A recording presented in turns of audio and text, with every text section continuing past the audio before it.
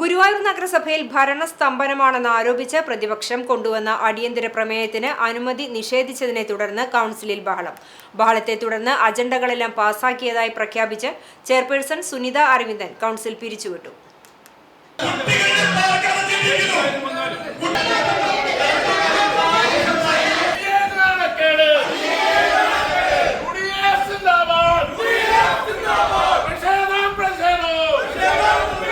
പ്രതിപക്ഷത്തെ KM മെഹറൂഫ് അവതാരകനായി ജോയ് ചെറിയാനാണ് പ്രമേയം അവതരിപ്പിക്കാൻ ശ്രമിച്ചത്.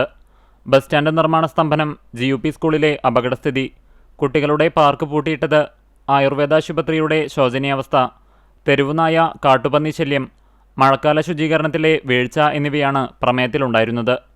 ഉന്നയിക്കുന്ന പല വിഷയങ്ങളും അജണ്ടയിലുള്ളതിനാൽ അടിയന്തര പ്രമേയം അനുവദിക്കാനാവില്ലെന്ന് ചെയർപേഴ്സൺ പറഞ്ഞു. ഇതോടെ പ്രതിപക്ഷം പോസ്റ്ററുകളും സ്തംഭനാവസ്ഥയിലുള്ള പദ്ധതികളുടെ ചിത്രങ്ങളുമായി എഴുന്നേറ്റ് ബഹളം തുടങ്ങി. ഭരണപക്ഷാംഗങ്ങളും ഇതോടൊപ്പം എഴുന്നേറ്റതോടെ ബഹളം കൂടി. ഇതോടെ അജണ്ടകളെല്ലാം പാസാക്കിയതായി പ്രഖ്യാപിച്ച് ചെയർപേഴ്സൺ കൗൺസിൽ പിരിച്ചുവിടുകയായിരുന്നു.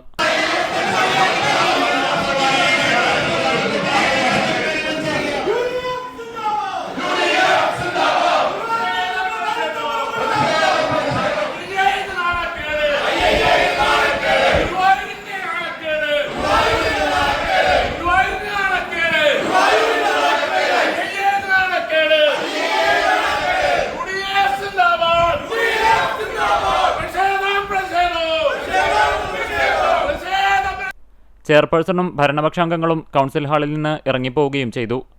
തൊട്ടുപിന്നാലെ UDF അംഗങ്ങൾ മുദ്രാവാക്യം മുഴക്കി കൗൺസിലിൽ നിന്ന് ഇറങ്ങിപ്പോയി. നഗരസഭാ ഓഫീസിന് മുമ്പിൽ വിശദീകരണ യോഗവും നടന്നു.